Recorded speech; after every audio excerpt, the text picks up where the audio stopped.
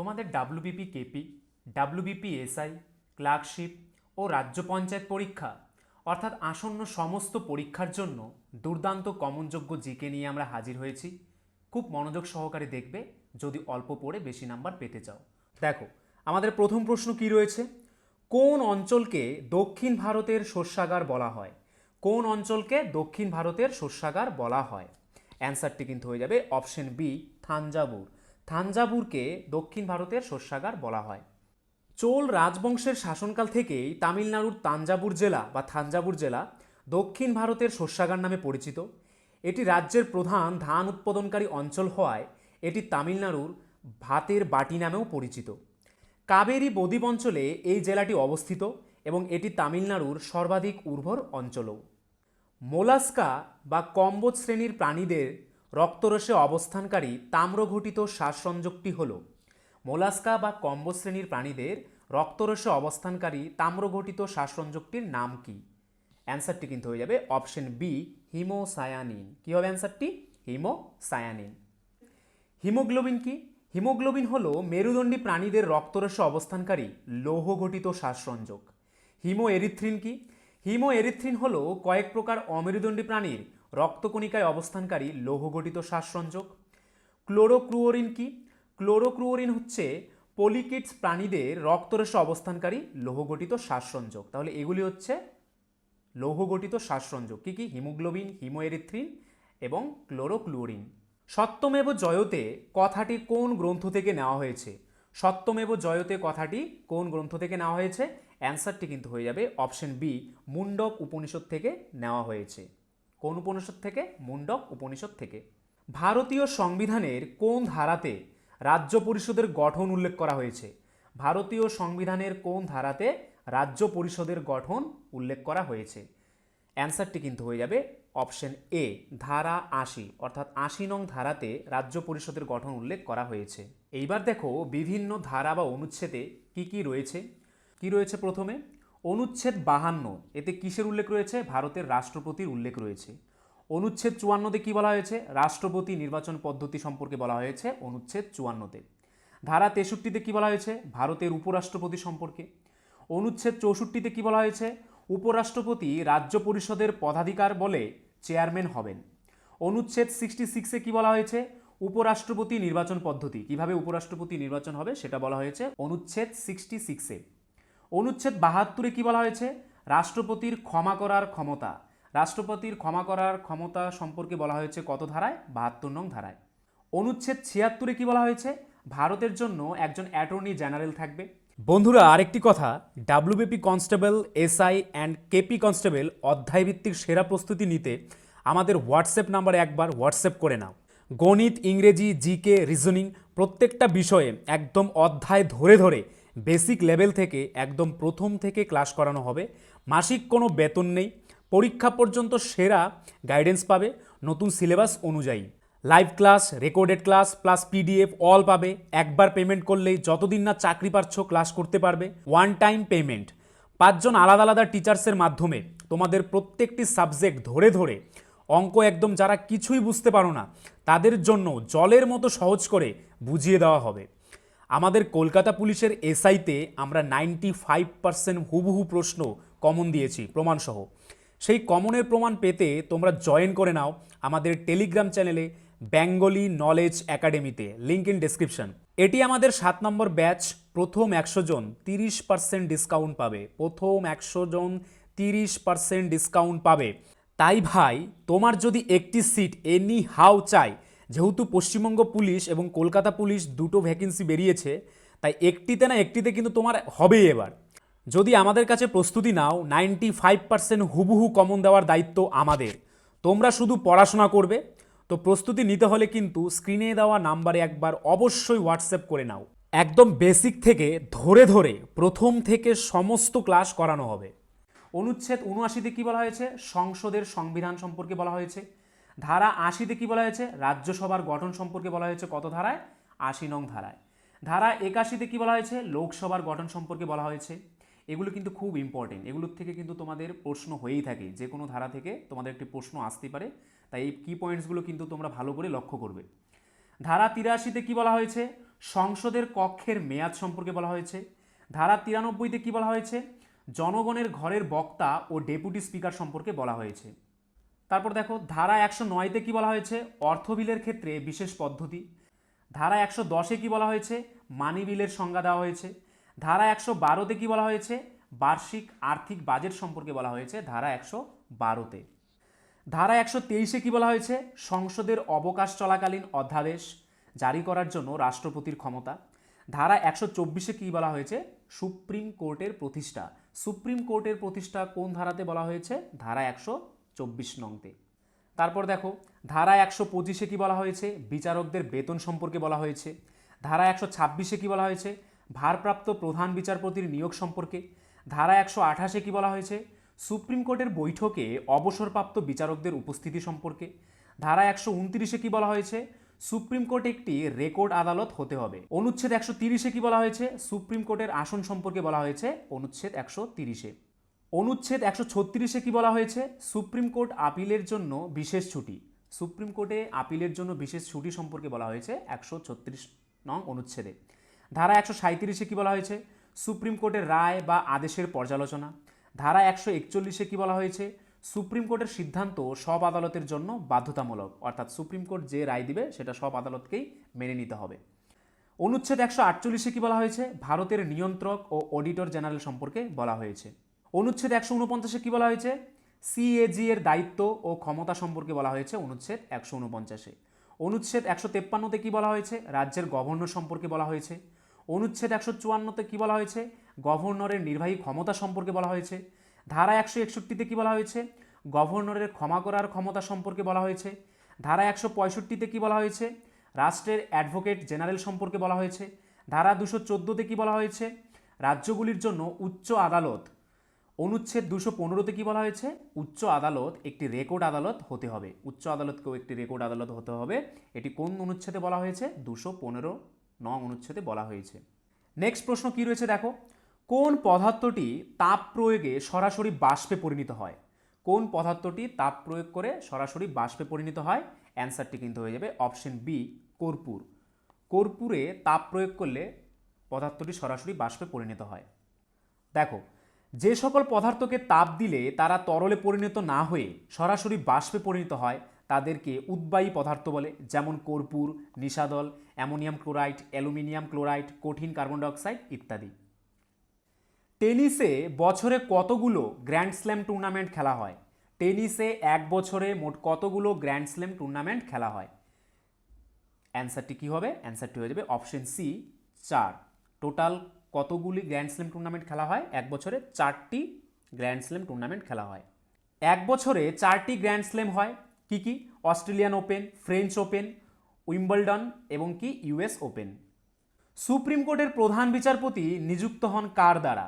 কার দ্বারা সুপ্রিম কোর্টের প্রধান বিচারপতি নিযুক্ত হন? অ্যান্সারটি কিন্তু হয়ে যাবে অপশন ডি, রাষ্ট্রপতি। রাষ্ট্রপতি দ্বারা সুপ্রিম কোর্টের প্রধান বিচারপতি নিযুক্ত হন। ভারতীয় সংবিধানের 124 নং ধারার অধীনে সুপ্রিম কোর্টের বিচারকদের রাষ্ট্রপতি তার হাত এবং সিলমোহরের দ্বারা নিযুক্ত করেন। সুপ্রিম কোর্ট ও হাইকোর্টের বিচারকদের সঙ্গে পরামর্শের পর প্রয়োজন অনুযায়ী রাষ্ট্রপতি কর্তৃক প্রধান বিচারপতি নিয়োগ করা হয়। লোকসভার প্রথম আদিবাসী অধ্যক্ষ কে ছিলেন? লোকসভার প্রথম আদিবাসী স্পিকার কে ছিলেন? অ্যান্সারটি হয়ে যাবে অপশন সি, পি এ সাংমা। পি এ সাংমা লোকসভার প্রথম আদিবাসী অধ্যক্ষ ছিলেন। ভারতের প্রথম লোকসভার অধ্যক্ষ কে ছিলেন? গণেশ বাসুদেব মাভলঙ্কর। প্রথম মহিলা লোকসভার অধ্যক্ষ কে ছিলেন? মীরা কুমার। প্রথম দলিত ও কনিষ্ঠতম লোকসভার অধ্যক্ষ কে ছিলেন? গন্তিমোহন চন্দ্র বালাযোগী ছিলেন প্রথম দলিত ও কনিষ্ঠতম লোকসভার স্পিকার। ভারতের রোলিং প্ল্যান কবে শুরু হয়? কবে ভারতে রোলিং প্ল্যান শুরু হয়? অ্যান্সারটি হয়ে যাবে অপশন এ, 1978, অর্থাৎ 1978 সালে শুরু হয়। প্রথম পঞ্চবার্ষিক পরিকল্পনাটি 1951 থেকে 1956 সালের জন্য চালু করা হয়েছিল। এটি জওহরলাল নেহরুর নেতৃত্বে চালু হয়েছিল। ভারতের পঞ্চম পঞ্চবার্ষিক পরিকল্পনা 1974 থেকে 1978 ইন্দিরা গান্ধী সরকার দ্বারা প্রণয়ন করা হয়েছিল। এটি কৃষি, দারিদ্র্য বিমোচন এবং কর্মসংস্থান সৃষ্টির ওপর দৃষ্টি নিবদ্ধ করেছিল। ভারতের কোন দুটি শহর গ্র্যান্ড ট্রাঙ্ক রোড দ্বারা সংযুক্ত? ভারতের কোন দুটি শহর গ্র্যান্ড ট্রাঙ্ক রোড দ্বারা সংযুক্ত? অ্যান্সারটি হয়ে যাবে অপশন এ অমৃতসর থেকে কলকাতা। অমৃতসর থেকে কলকাতা এই দুটি শহর গ্র্যান্ড ট্র্যাঙ্ক রোড দ্বারা সংযুক্ত। গ্র্যান্ড ট্র্যাঙ্ক রোড দ্বারা ভারতের দুটি শহর অমৃতসর এবং কলকাতা সংযুক্ত। রাস্তাটি এখন দুটি ভাগে বিভক্ত। দিল্লি থেকে অমৃতসর পর্যন্ত জাতীয় সড়ক 1 অর্থাৎ NH1 এবং দিল্লি থেকে কলকাতা পর্যন্ত জাতীয় সড়ক 2 অর্থাৎ NH2। কোন উৎসেচক ফ্যাট হজম করে? ফ্যাট হজম করে কোন উৎসেচক? অ্যান্সারটি কিন্তু হয়ে যাবে অপশন বি লাইপেজ। লাইপেজ ফ্যাট হজম করে। পুঁজিবাদ বলতে কি বোঝায়? অর্থনীতি থেকে একটি গুরুত্বপূর্ণ প্রশ্ন। পুঁজিবাদ বলতে কি বোঝায়? অ্যান্সারটি কিন্তু হয়ে যাবে মূলধনী পণ্যের ব্যক্তিগত মালিকানা। মূলধনী পণ্যের ব্যক্তিগত মালিকানা হচ্ছে কি পুঁজিবাদ। পুঁজিবাদ হলো একটি অর্থনৈতিক ব্যবস্থা যা ব্যক্তিগত মালিকানা, উৎপাদনের উপায়ের নিয়ন্ত্রণ এবং লাভের জন্য তাদের পরিচালনার উপর ভিত্তি করে প্রতিষ্ঠিত। পুঁজিবাদ ব্যবস্থার সব কিছুর নিয়ন্ত্রণ মালিকদের কাছে থাকে এবং এতে রাষ্ট্রের কোনো নিয়ন্ত্রণ থাকে না। এর বিপরীতে হলো সাম্যবাদ। পুঁজিবাদের বিপরীত হচ্ছে সাম্যবাদ, যেখানে রাষ্ট্রের নিয়ন্ত্রণ থাকে। হর্ষবর্ধনের সভায় কে হিউয়েনসাংকে দূত করে পাঠিয়েছিলেন? কে হিউয়েনসাংকে হর্ষবর্ধনের সভায় দূত করে পাঠিয়েছিলেন? অ্যান্সারটি কিন্তু হয়ে যাবে অপশন এ তাইসুং। তাইসুং হিউয়েনসাংকে হর্ষবর্ধনের রাজসভায় দূত হিসেবে পাঠিয়েছিলেন। তাইসুং তাংয়ের সম্রাট তাইজং নামেও পরিচিত। হিউয়েনসাংকে রাজা হর্ষের দরবারে পাঠান। কোন ধাতুর ওপর আঘাত করলে শব্দ হয় না? কোন ধাতুর ওপর আঘাত করলে শব্দ হয় না? অ্যান্সারটি কিন্তু হয়ে যাবে অপশন সি অ্যান্টিমনি। অ্যান্টিমনি ধাতুর ওপর আঘাত করলে শব্দ হয় না। ভারতের ভৌগোলিক ক্ষেত্রফল হলো, ভারতের ভৌগোলিক ক্ষেত্রফল কত? কি হবে অ্যান্সারটি? অ্যান্সারটি কিন্তু হয়ে যাবে অপশন সি 32.87 লক্ষ বর্গ কিলোমিটার। 32.87 লক্ষ বর্গ কিলোমিটার হচ্ছে ভারতের ভৌগোলিক ক্ষেত্রফল। এটি বিশ্বের সপ্তম বৃহত্তম দেশ অর্থাৎ ভারত, যার মোট আয়তন 32,87,263 বর্গ কিলোমিটার। ভারত উত্তর থেকে দক্ষিণে 3,214 কিলোমিটার বা 1,997 মাইল এবং পূর্ব থেকে পশ্চিমে 2,933 কিলোমিটার বা 1,822 মাইল পরিমাপ করে। সিপাহী বিদ্রোহের সময় ভারতের গভর্নর জেনারেল কে ছিলেন? সিপাহী বিদ্রোহের সময় ভারতের গভর্নর জেনারেল কে ছিলেন? অ্যান্সারটি কিন্তু হয়ে যাবে option C Lord Canning. Lord Canning ছিলেন সিপাহী বিদ্রোহের সময় ভারতের গভর্নর জেনারেল। লর্ড ক্যানিং ভারতের প্রথম ভাইসরয় ও গভর্নর জেনারেল ছিলেন। শিলং মালভূমি মেঘালয় নামে পরিচিত কোন ব্যক্তি এই নামকরণ করেছিলেন? শিলং মালভূমি এখন মেঘালয় নামে পরিচিত কোন ব্যক্তি এই নামকরণ করেছিলেন? অ্যান্সারটি হয়ে যাবে অপশন বি এসপি চ্যাটার্জি। এসপি চ্যাটার্জি এই নামকরণ করেছিলেন। সম্পূর্ণ পরজীবী পুষ্টি দেখা যায় কোন উদ্ভিদে? কোন উদ্ভিদে সম্পূর্ণ পরজীবী পুষ্টি দেখা যায়? অ্যান্সারটি হয়ে যাবে অপশন বি স্বর্ণলতা। স্বর্ণলতাতে সম্পূর্ণ পরজীবী পুষ্টি দেখা যায়। সবুজী পুষ্টি কাদের দেখা যায়? সবুজ উদ্ভিদে। মৃতজীবী পুষ্টি দেখা যায় বিভিন্ন ধরনের ছত্রাকে। মিথজীবী পুষ্টি কাদের দেখা যায়? রাইজোবিয়াম, গছপিপুল, লাইকেন প্রভৃতিতে। আংশিক পরজীবী পুষ্টি দেখা যায় কোথায়? চন্দন গাছের ক্ষেত্রে দেখা যায় আংশিক পরজীবী পুষ্টি। গৌতম বুদ্ধ তার শেষ নিঃশ্বাস ত্যাগ করেছিলেন কোথায়? ডি কুশীনগর। গৌতম বুদ্ধের অন্য নাম কি কি ছিল? সিদ্ধার্থ গৌতম, সিদ্ধার্থ, শাক্যমুনি বুদ্ধ, শাক্য সিংহ। জন্ম কোথায়? সিদ্ধার্থ গৌতম আনুমানিক খ্রিস্টপূর্ব 566 অথবা 486 অব্দ লুম্বিনী শাক্য গণরাজ্য বৌদ্ধ মতানুযায়ী। তারপর কি বলেছে দেখো, গৌতম বুদ্ধ সংসার ত্যাগ করেন কত বছর বয়সে? মাত্র 29 বছর বয়সে গৌতম বুদ্ধ কিন্তু সংসার ত্যাগ করেন। কোন মৌলকে দুষ্ট মৌল বলা হয়? কোন মৌলকে দুষ্ট মৌল বলা হয়? অ্যান্সারটি কিন্তু হয়ে যাবে অপশন বি হাইড্রোজেন। হাইড্রোজেন মৌলকে কি মৌল বলা হয়? দুষ্ট মৌল বলা হয়। কয়েকটি তেজস্ক্রিয় মৌল কি কি? রেডিয়াম, ইউরেনিয়াম, থোরিয়াম ইত্যাদি। সন্ধিগত মৌলিক কোনগুলো?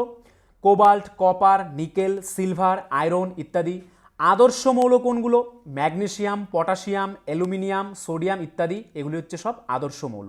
হ্যালোজেন মৌল কোনগুলো?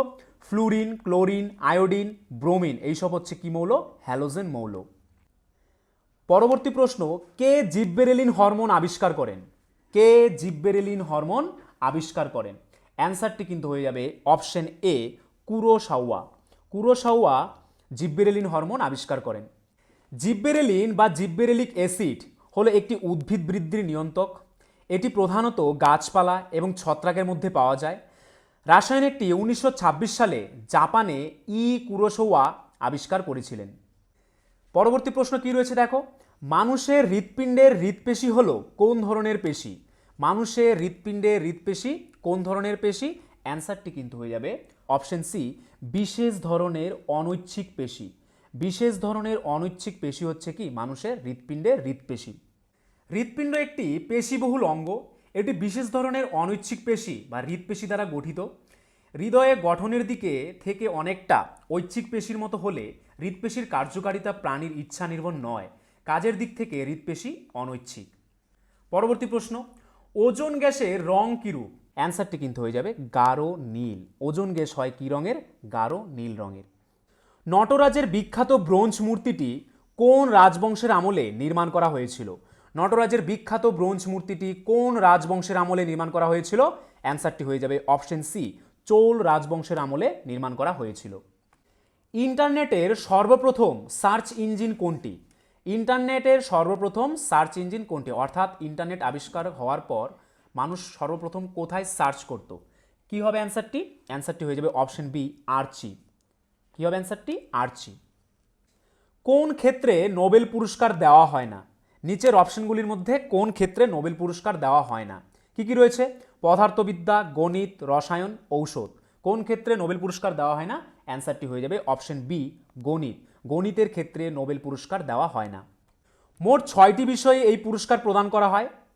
আর এই 6টি বিষয় কি কি? পদার্থবিজ্ঞান, ফিন্যান্স, রসায়ন, চিকিৎসাশাস্ত্র, সাহিত্য ও শান্তি। এই 6টি ক্ষেত্রে কিন্তু নোবেল পুরস্কার প্রদান করা হয়। আর নিরাপত্তা পরিষদের অস্থায়ী সদস্যরা মোট কতদিনের জন্য নির্বাচিত হন? অ্যান্সারটি হয়ে যাবে অপশন সি, 2 বছরের জন্য নির্বাচিত হন। পরবর্তী প্রশ্ন, জীব বৈচিত্র্য বা বায়োডাইভার্সিটি কথাটি প্রথম ব্যবহার করেন কে? কে সর্বপ্রথম জীব বৈচিত্র্য বা বায়োডাইভার্সিটি কথাটি ব্যবহার করেন?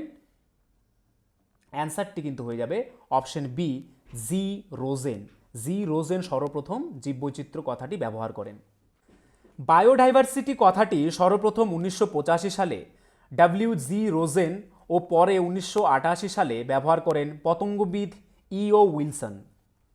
1897 খ্রিস্টাব্দে কে স্বদেশী ভাণ্ডার গঠন করেন? 1897 খ্রিস্টাব্দে কে স্বদেশী ভাণ্ডার গঠন করেন? অ্যান্সারটি কিন্তু হয়ে যাবে অপশন সি, রবীন্দ্রনাথ ঠাকুর। রবীন্দ্রনাথ ঠাকুর 1897 খ্রিস্টাব্দে স্বদেশী ভাণ্ডার গঠন করেন। লেখক ও জাতীয়তাবাদী রবীন্দ্রনাথ ঠাকুর শুরু করেন ভাণ্ডার স্বদেশী সাময়িক 1897 সালে কলকাতা থেকে। 10 বছরের মধ্যে স্বদেশী বা স্বদেশী পণ্যের জন্য বিদেশি পণ্য বয়কটের ধারণা ভারত জুড়ে দাবানলের মতো কি করে ছড়িয়ে পড়ে। পৃথিবীর বৃহত্তম মহাকাব্য কোনটি? পৃথিবীর বৃহত্তম মহাকাব্যের নাম কি? অ্যান্সারটি কিন্তু হয়ে যাবে অপশন বি, মহাভারত। মহাভারত হচ্ছে পৃথিবীর বৃহত্তম মহাকাব্য। তারপর দেখো পৃথিবীর বিখ্যাত কিছু মহাকাব্য এবং তাদের রচয়িতা। রামায়ণ মহাকাব্যের রচয়িতাকে বাল্মীকি, ইলিয়াডের রচয়িতাকে হোমার, ওডিসি রচয়িতাকে হোমার, মহাভারতের রচয়িতাকে বেদব্যাস, প্যারাডাইস লস্ট এর রচয়িতাকে জন মিল্টন। তাহলে প্যারাডাইস লস্ট মহাকাব্যটি কার লেখা? জন মিল্টনের লেখা। তো বন্ধুরা, এই ছিল আজকের ভিডিও। তো তোমরা যদি আমাদের চ্যানেলে নতুন হয়ে থাকো এবং আমাদের চ্যানেলের ভিডিওগুলি যদি তোমাদের ভালো লেগে থাকে এবং ভবিষ্যতে এরকম আরও নতুন নতুন ভিডিও পেতে চাও, তাহলে আমাদের চ্যানেলটিকে অবশ্যই সাবস্ক্রাইব করে নোটিফিকেশন অল করে রাখবে। তার পাশাপাশি তোমরা যদি আমাদের পুলিশের ব্যাচে অ্যাডমিশন নিতে চাও, তাহলে আমাদের স্ক্রিনে দেওয়া নাম্বারে একবার অবশ্যই হোয়াটসঅ্যাপ করে নাও। আর আজকের ভিডিওর যদি পিডিএফ পেতে চাও, তাহলে আমাদের টেলিগ্রাম চ্যানেলে জয়েন করে নাও, বেঙ্গলি নলেজ একাডেমি এই চ্যানেলে। বন্ধুরা, আরেকটি কথা, WBP constable, SI and KP constable অধ্যায়ভিত্তিক সেরা প্রস্তুতি নিতে আমাদের হোয়াটসঅ্যাপ নাম্বারে একবার হোয়াটসঅ্যাপ করে নাও। গণিত, ইংরেজি, জিকে, রিজনিং প্রত্যেকটা বিষয়ে একদম অধ্যায় ধরে ধরে বেসিক লেভেল থেকে একদম প্রথম থেকে ক্লাস করানো হবে। মাসিক কোনো বেতন নেই, পরীক্ষা পর্যন্ত সেরা গাইডেন্স পাবে নতুন সিলেবাস অনুযায়ী। Live class, recorded class plus PDF all পাবে। একবার পেমেন্ট করলেই যতদিন না চাকরি পাচ্ছ ক্লাস করতে পারবে। One time payment.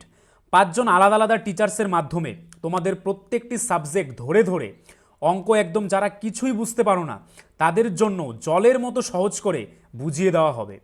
আমাদের কলকাতা পুলিশের এসআইতে আমরা 95% হুবহু প্রশ্ন কমন দিয়েছি প্রমাণসহ। সেই কমনের প্রমাণ পেতে তোমরা জয়েন করে নাও আমাদের টেলিগ্রাম চ্যানেলে বেঙ্গলি নলেজ একাডেমিতে, লিঙ্ক ইন ডেসক্রিপশন। এটি আমাদের 7 নম্বর ব্যাচ। প্রথম 100 জন 30% ডিসকাউন্ট পাবে। প্রথম 100 জন 30% ডিসকাউন্ট পাবে। তাই ভাই, তোমার যদি একটি সিট এনি হাউ চাই, যেহেতু পশ্চিমবঙ্গ পুলিশ এবং কলকাতা পুলিশ দুটো ভ্যাকেন্সি বেরিয়েছে, তাই একটিতে না একটিতে কিন্তু তোমার হবেই এবার। যদি আমাদের কাছে প্রস্তুতি নাও, 95% হুবহু কমন দেওয়ার দায়িত্ব আমাদের। তোমরা শুধু পড়াশোনা করবে। তো প্রস্তুতি নিতে হলে কিন্তু স্ক্রিনে দেওয়া নাম্বারে একবার অবশ্যই হোয়াটসঅ্যাপ করে নাও। একদম বেসিক থেকে ধরে ধরে প্রথম থেকে সমস্ত ক্লাস করানো হবে।